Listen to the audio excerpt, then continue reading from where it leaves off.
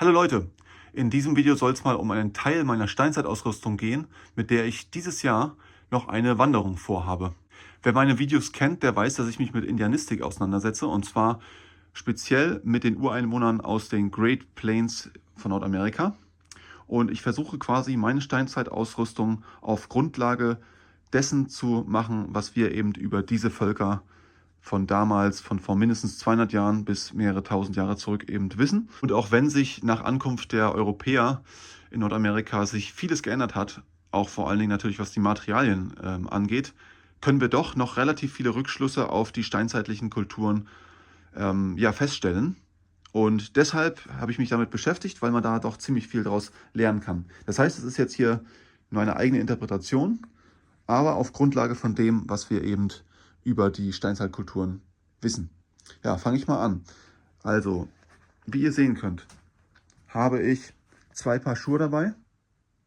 Ich habe einmal Mokassins aus Bisonfell dabei. Ja, da muss ich jetzt allerdings noch die Sohlen drunter nähen. Ja, man kann auch so damit rumlaufen, aber mit Sohlen drunter halten sie dann durchaus noch mal ein bisschen länger. Dann habe ich noch mal ein Ersatzpaar Mokassins dabei. Die sind auch schon ein bisschen ausgelatscht. Muss ich noch überlegen, ob ich da auch noch Sohlen drunter mache. Und dann habe ich zwei Beinlinge dabei, also Leggings, ja, und ein Lendentuch. Alles natürlich aus hirngegerbtem Leder. Dann habe ich dazu drei sowas wie Gürtel, die man eben verwenden kann. Einmal um die Leggings, die Beinlinge und das Lendentuch zu tragen, aber auch um später dann das wichtigste Kleidungsstück nämlich zu befestigen, die Bisonrobe. Das ist eine Bisonrobe, die ich selber gegerbt habe, und das ist nachher dann mein wichtigstes Ausrüstungsgegenstandstück. Denn damit wärme ich mich, das ist mein Schlafsack, mein Mantel, ja, mein Windschutz, Regenschutz, alles Mögliche. Und das kann ich dann, wie gesagt, auch hier mit einem weiteren Gürtel, also so einem Gurt quasi aus Leder, zubinden. Ja, des Weiteren habe ich hier ein Hemd, ja, ein Lederhemd, welches dann auch wieder mit einem Ledergürtel eben ja, ein bisschen enger an dem Bauch quasi zusammengebunden werden kann. Und außerdem seht ihr natürlich, darauf sind ganz viele Kleinigkeiten, da gehe ich später darauf ein.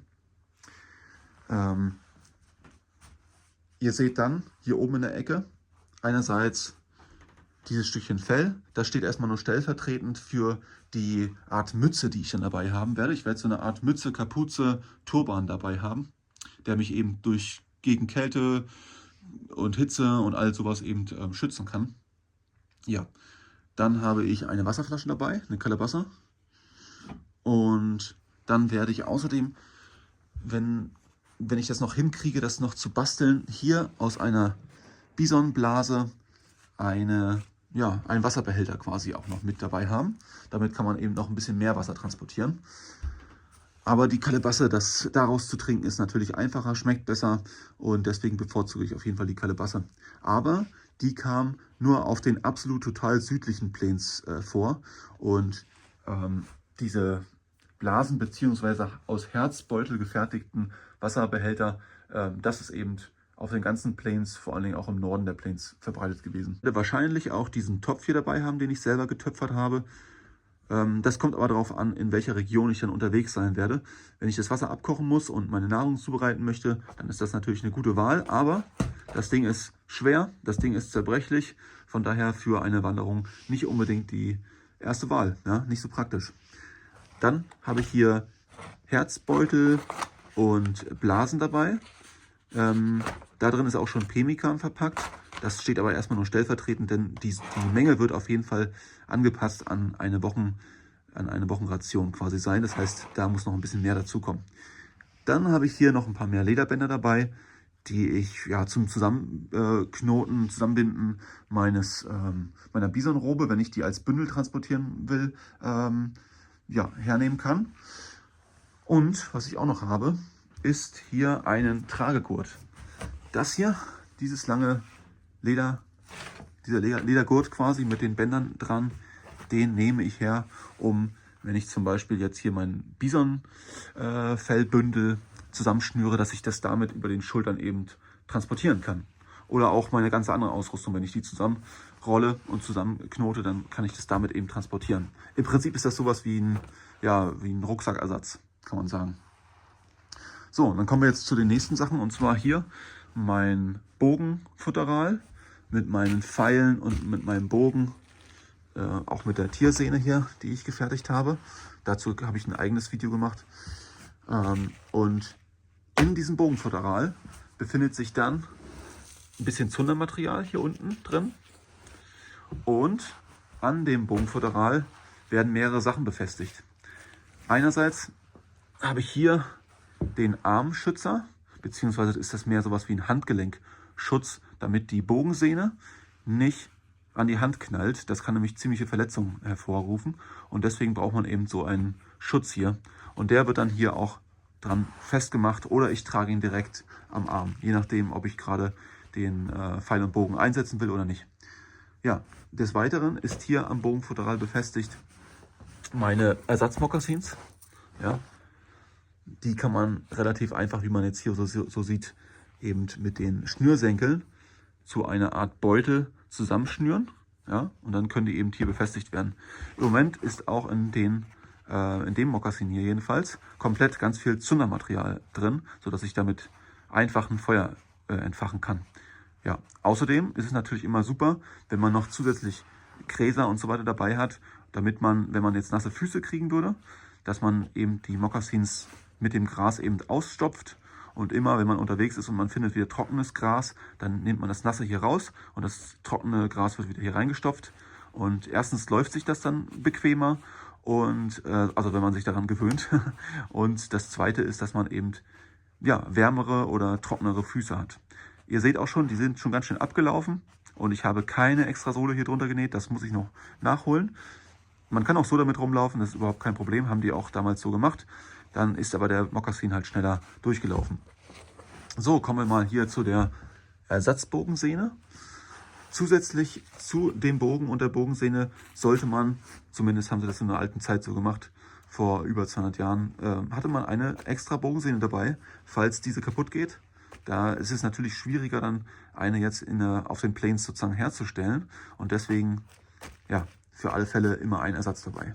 Dann diese Ahle hier. Das ist jetzt vielleicht nicht das allerschönste Stück, funktioniert aber. Ich hoffe auch, dass ich dann mit der Rückseite hier so eine Art, ja, kleines Flintnapping machen kann. Ja, ich weiß noch nicht genau, zum Beispiel, wenn ich mein Messer damit anschärfen möchte quasi. Ob das funktioniert, muss ich noch rausfinden, aber eigentlich finde ich sozusagen diesen Multi-Use eigentlich ganz praktisch. So, was haben wir hier? Ihr seht, das ist sozusagen so Birkenpech. Oder ja, es gibt in Nordamerika gibt's so Tar Pits, also so Teergruben sozusagen, wo auch die Indianer sich den Teer quasi auf so Stöckern quasi abgefüllt haben und damit eben die Pfeile repariert haben, wenn man neue Pfeilspitzen zum Beispiel anbringen wollte. Dann hier ein Stachelschweinschwanz. Das ist meine Haarbürste, die ich dabei haben werde. Die wird wahrscheinlich auch hier mit dem Lederband hier an meinem Bogenfutteral befestigt. Das schätze ich mal, ist da am praktischsten aufgehoben. Und was haben wir hier? Schön sicher eingewickelt haben wir hier erstmal 2 Spindeln und 2 Brettchen, Boards quasi, um damit Feuer zu machen. Das ist hier richtig gut sicher eingepackt, einfach aus dem Grund, es soll natürlich trocken bleiben. Und und ich habe das Ganze in doppelter Ausführung, damit, falls mir einer durchbricht oder irgendwas schief geht, ich auf jeden Fall noch eine zweite Ausführung davon habe. Das geht dann auch hier in den Pfeilköcher rein. Kommen wir zum nächsten. Und zwar habe ich dann hier, wie ihr sehen könnt, ein Eichhörnchenfell, welches auch wieder am Bogenfutteral hier befestigt wird. Und da habe ich Folgendes noch dabei. Erstens Ersatz Hirschsehne, also nicht nur wie die Ersatz Bogensehne, sondern ich habe auch zum Nähen, also wenn mir jetzt die Mokassins kaputt gehen oder irgendwas anderes repariert werden muss, dann kann ich damit die Löcher vorstechen und kann mit der Sehne, die ich dann natürlich zu feinen Fäden verarbeite, eben alles Mögliche reparieren oder zusammennähen oder was auch immer machen. Also relativ praktisch. Ich habe dann noch mehrere Ersatzklingen dabei. Also in dem Fall erstmal jetzt hier 2.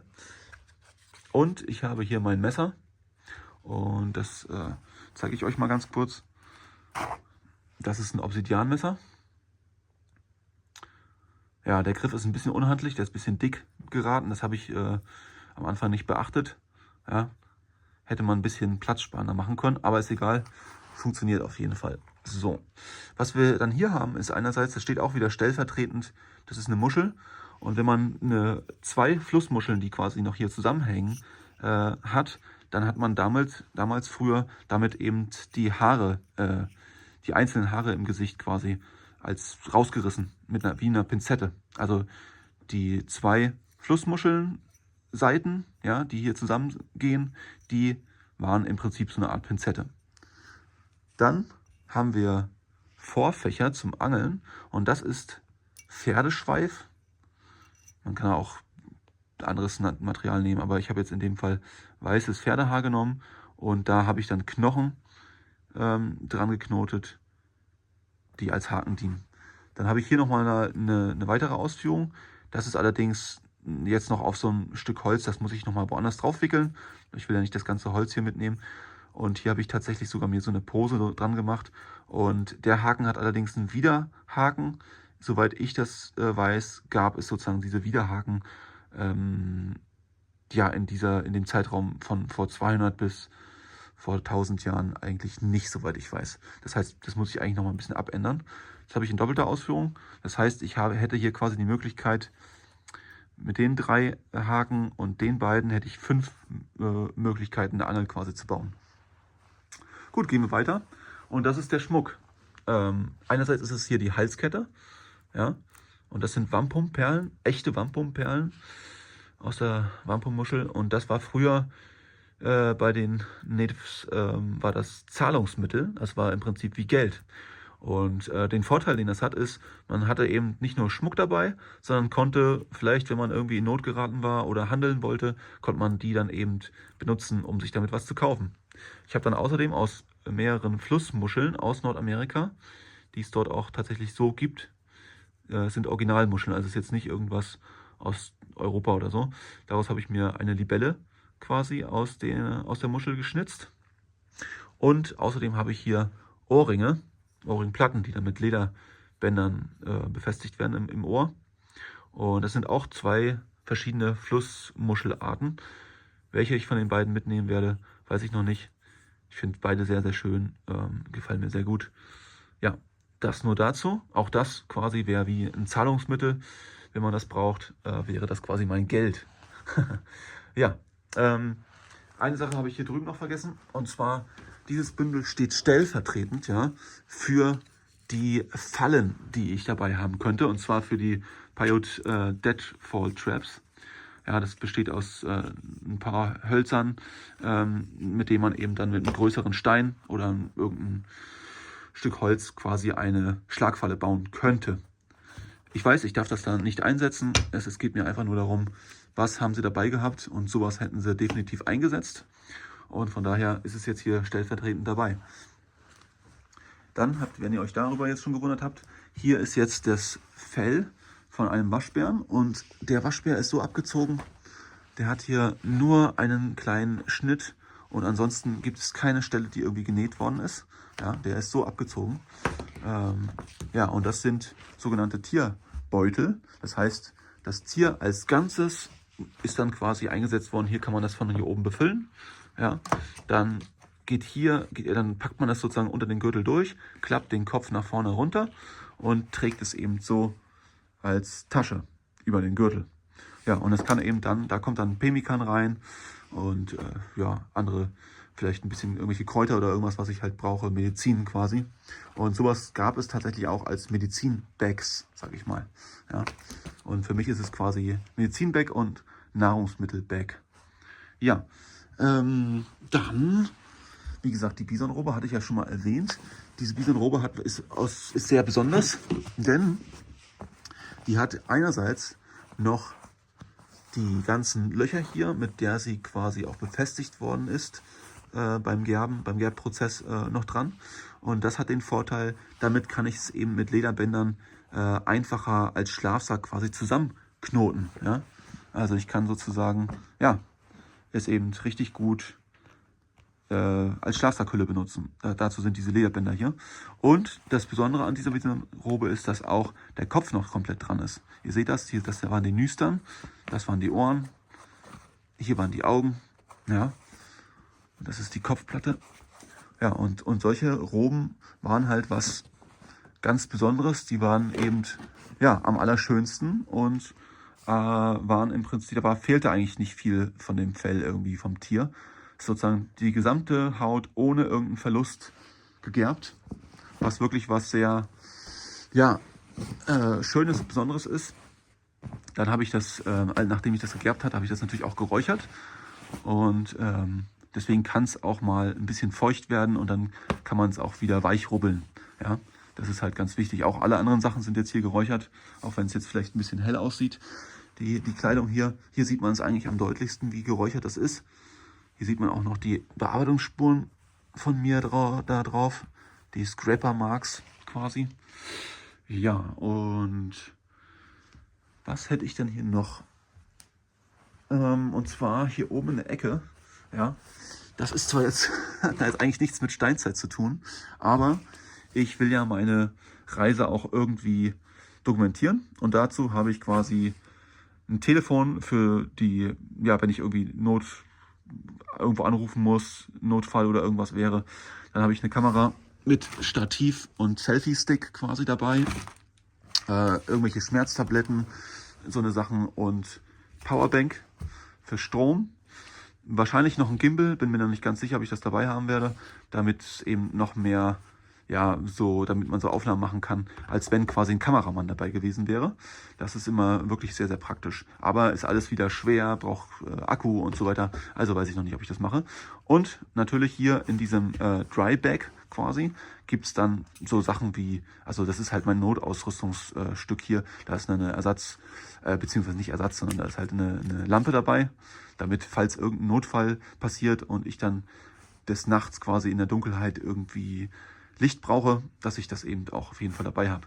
Hier drin ist dann noch Verbandszeug und so weiter, ein Moskitonetz und das Ganze wird dann eingepackt und ich bin noch nicht ganz sicher, aber ich werde wahrscheinlich das quasi einschweißen, dass es sozusagen wie verblombt ist und dass ich das quasi wirklich nur, also bis auf die Technik, die ich ja brauche zum Filmen, ja, dass ich sowas, die ganze Medizin und so weiter und solche Geschichten wie die Lampe nur dann auspacke, wenn ich halt das richtig aufreiße, das Paket. So, damit es wirklich auch damit ihr auch sehen könnt, dass ich tatsächlich wirklich nur diese Steinzeitausrüstung verwende und das hier nur für den Notfall ist.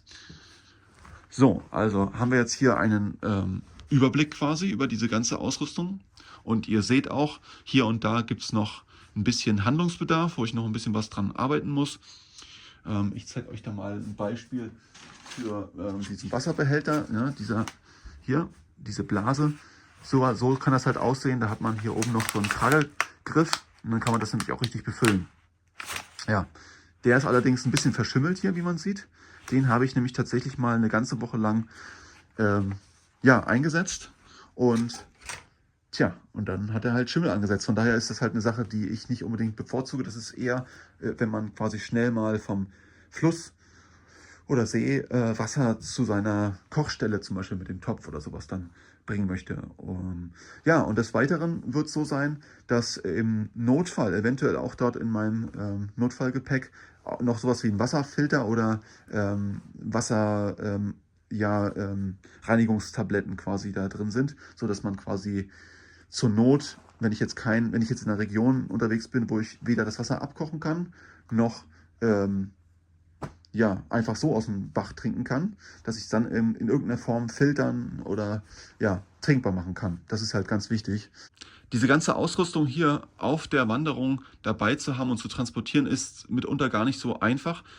Es ist halt sehr unhandlich, manche Dinge, aber es geht darum, nachher rauszufinden, wie packt man das eben vernünftig. Und da habe ich auch schon mehrere Versuche gemacht. Also ich bin schon mehrere Tage hintereinander immer wieder mit dieser Ausrüstung draußen für 10, 15 Kilometer eben herumgelaufen und habe einfach geguckt, mit welchen Dingen komme ich gut klar, welche Dinge brauchen noch ein bisschen mehr ja, Pflege oder Zuwendung.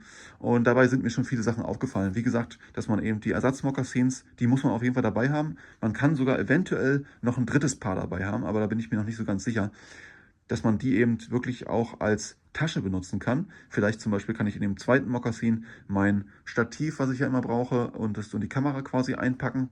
Und das habe ich dann eben am Bogenfutteral hinhängen. Und ja, alle möglichen anderen Dinge werden eben am Bogenfutteral oder in dem Bogenfutteral transportiert. Ja, den Schmuck hat man natürlich was man ja auch als Geld, als Tauschobjekt benutzen kann. Diese ganzen Vorfächer und Kleinigkeiten gehen dann halt, wie gesagt, hier in diese kleine Tasche, die wiederum am Bogenfutteral befestigt wird. Und das Essen und alle möglichen anderen Kleinigkeiten sind, wie gesagt, dann hier in dem Waschbärfell drin, was dann entweder am Gürtel hängt oder außen, wenn meine Bisonrobe quasi als Bündel zusammengeschnürt, ja, als Bündel quasi über der Schulter getragen wird, auf der Rückseite, also auf dem Rücken, dann kann ich ja daran auch alle möglichen anderen Sachen oder in der Robe auch transportieren. Das ist auch relativ praktisch. Also ich kann die Robe ausbreiten, alles Mögliche darin einrollen und dann erst transportieren. Hat aber den Nachteil, dass man natürlich unterwegs dann am Tag nicht so gut daran kommt. Dann müsste man erst das ganze Bündel auseinandernehmen. Deswegen ist das quasi nicht meine erste Wahl. Ja, ob jetzt diese ganze Ausrüstung so mir reicht, ja, ob es damit warm genug ist, das muss ich alles noch herausfinden. Ich habe ja immer die Möglichkeit, wie ihr da unten sehen könnt, Grassamen und Grasbüschel zu sammeln und damit quasi so alles Mögliche noch auszustopfen, um das ein bisschen wärmer zu machen.